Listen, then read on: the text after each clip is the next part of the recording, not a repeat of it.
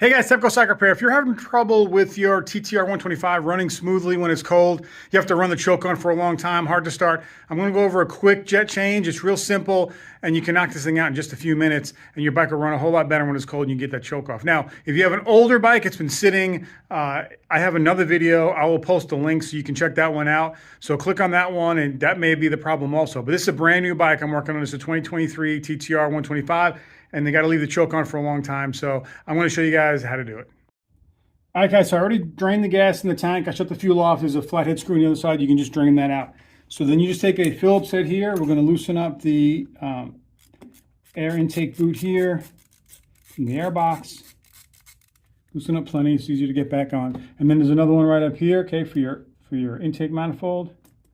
And I'm using a number 2, a JIS number 2 bit on here. I'll put a link in the description. Go ahead and get those. You're going to need them. All right, so then I'm going to go ahead and loosen this. Makes everything easy. You don't strip out screws.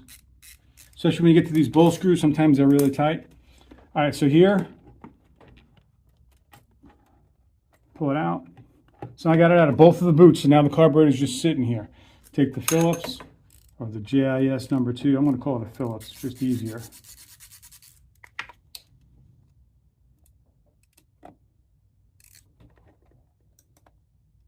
We got 4 screws in the bottom here.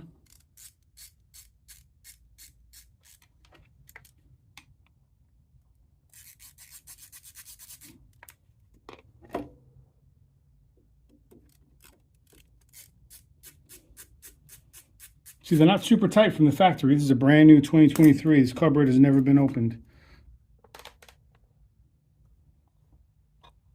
All right, when you're doing it on the bike like this, when you pull this out, be careful. There's a splash guard right here, all right, that just sits on the bottom of the main jet.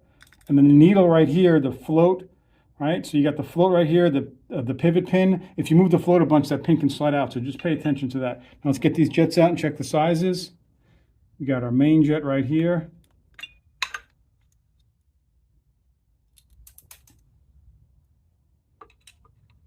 Grab that in a second. Our pilot.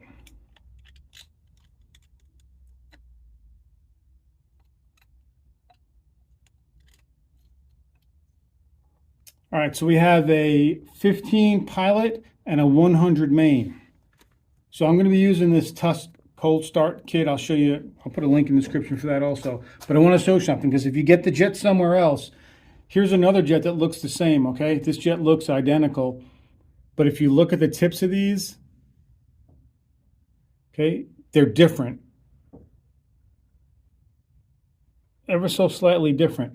Might be hard to see, but the tips of these right here, if you get one that looks the same, make sure you pay attention to that, because if it's bigger, it's not going to fit in. It will jam the tip of this. It'll go in, and then it'll start to get snug, and then you can push it all the way in, and it'll crush your tip, and it'll run like crap. So pay attention to what you're doing on that. All right, so let's put this in here. This is our 17.5 pilot jet. When you're putting these in, what you should feel is just a nice smooth transition from getting it screwed in here, and then it should just get snug, and that's it. As soon as it gets snug and it's tight, that's good. And then the main, we're going with a 107.5, so 107.5 main. For the main jets, if you look at the lines on them, there's a line right here. The line is towards the threads, and there's another main jet, same size, looks similar, and the line is towards like the head of it. They won't fit. Don't use that one either. And you'll tell, because as soon as you screw it in here, it'll just it'll get snug. It'll almost feel like it's starting to cross thread, but the right size one will spin all the way in, nice and easy. All right, and then you just snug it. All right, let me get the screws and we'll put this bowl back on. All right, so take your splash guard, put it right on that main jet right there.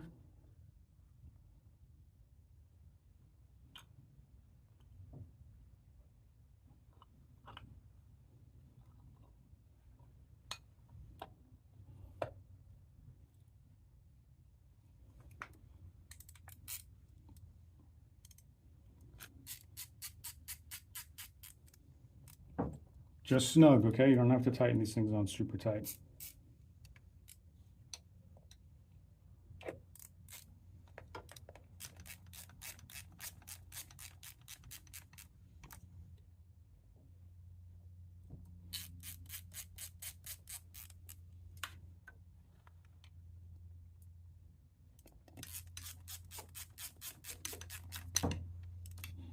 All right, so with those snugged on there, I'm going to mount it back in the boots. If you have trouble getting it back in the boots, just use some type of a lubricant, like I use Super Lube or a thin layer of grease or some silicone spray, and that'll help it slide into the boots. So I'm going to grab that. This is just some silicone. This is some Super Lube silicone spray, but I also have the grease version, which is really good as well. So pull this back, get the front one in, make sure the lip goes all the way in. You'll feel it pop into place right there. Then put the rear one on here. If you're having trouble, make sure your clamps are really loose too. Open those things up all the way. There's a tab in the top of the front intake manifold, and they'll sit right inside of that. Just tighten them up.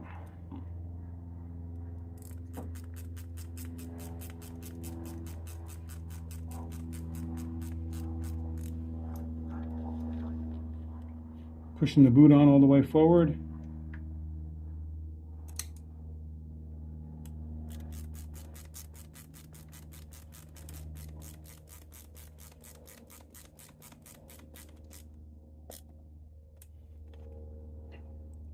Let me move the camera and we'll fire it up.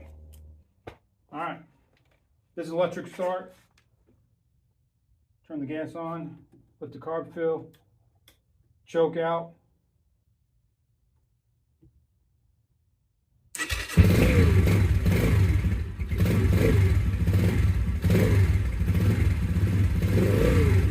All right, choke is off.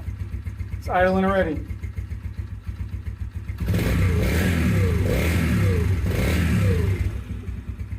So there is to it.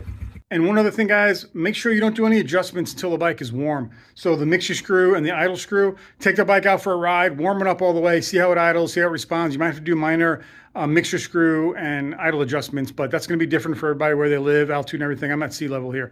So make sure you check that out as well. All right, so check it out, guys. You need to get those number 2 GIS bits, and it'll make it super easy when you're taking these bowl screws and all that kind of stuff off. Also, the jet kit, I ran with a 17.5 and a 107.5 main, all right? 17.5 pilot and 107.5 main, and the thing is going to run just fine. So I'll put a link in that also. I got those from Rocky Mountain ATV, but I'll put an Amazon link if I can find one on there, so help you guys out. So you can just click on it and go for it. All right, but just get those, put them in, and it will solve a whole lot of these cold problems, starting problems, running problems when it's cold. You can get right on this thing with just a minute warm up and hammer away. All right, hopefully you like this video, guys. Hopefully it helps you out. Please hit the like button, subscribe, hit the bell for further notifications. Until next time, it's Tepcocyclerepair. I got to get this shop done. I'm working on it. I am working.